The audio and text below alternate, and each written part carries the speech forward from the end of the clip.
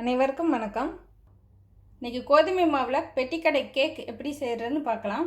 இது வந்து மைதா வச்சு செய்வாங்க. நான் கோதுமை மாவில் செய்ய போகிறேன். இது ரெடி பண்ணுறதுக்கு ஒரு 5 நிமிஷம் தான் ஆகும். சீனி 3/4 கப் அளவு எடுத்திருக்கேன். 1 கப் அளவு வேணாலும் எடுத்துக்கலாம். மிக்சியில் சேர்த்து பொடிச்சு எடுத்துக்கணும். கோதுமை மாவு 1 கப், மைதா வேணாலும் எடுத்துக்கலாம்.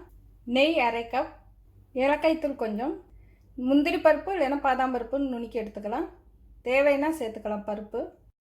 நெய் சேர்த்துட்டு சூடு பண்ணிக்கலாம். எடுத்து வச்சுருக்க மாவு சேர்த்துக்கிறேன்.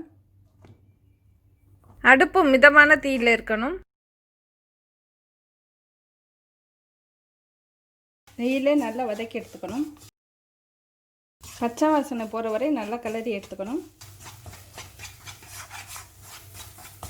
நல்லா வாசம் வந்துடுச்சு. அடுப்பு ஆஃப் பண்ணிடுறேன். ஒரு 5 நிமிஷம் அதை ஆற விடணும்.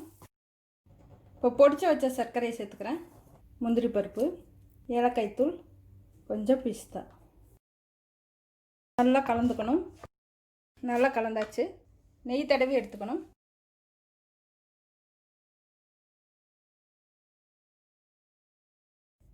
நல்லா அழுத்தி விடணும். இதை ஃப்ரிட்ஜில் வைக்கணும். ஒரு 20 நிமிஷம் வரை வைக்கணும்.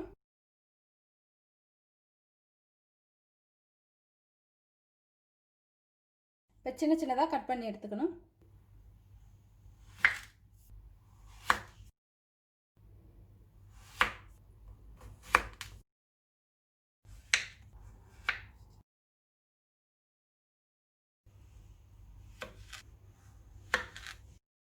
இப்போ கேக் ரெடி ஆயிடுச்சு.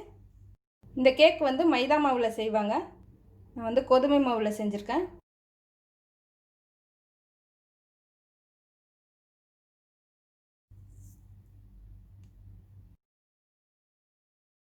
ரொம்ப சூப்பராக வந்திருக்கு. நன்றி.